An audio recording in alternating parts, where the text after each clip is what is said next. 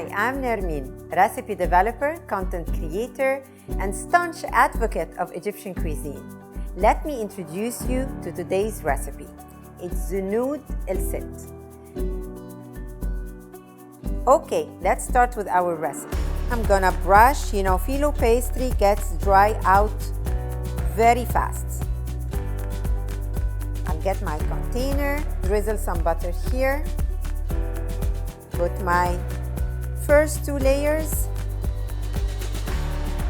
I repeat the process. Here I have enough butter. I'm gonna put the next 2. And now in a pastry bag, I'm gonna fill it with my clotted cream, scented with vanilla extract and mixed with mozzarella. I'm just gonna trim the end. I'm gonna transfer this cream to my pan.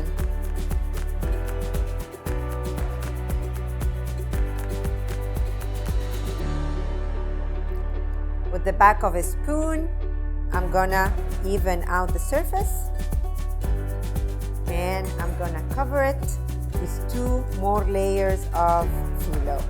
I'm gonna brush them with enough butter here, tuck it here, tuck your phyllo, drizzle a little bit more of butter, and it's ready to go to the oven. It won't take more than 10 minutes in a preheated oven at 200 degrees. See you in 10 minutes. I have here my piping hot Zenoud El Sit, or our puff pastry filled with clotted cream and mozzarella. Look how beautiful it is. And now my Zenoud El Sit is ready to meet my honey.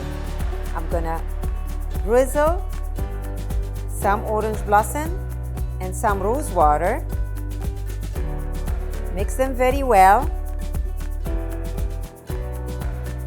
I'm gonna drizzle that scented honey over my Znoud El Sit. Look at that. Isn't that beautiful? I wanna cut through all the layers of puff pastry. Now I'm gonna serve that dish. I'm gonna plate it.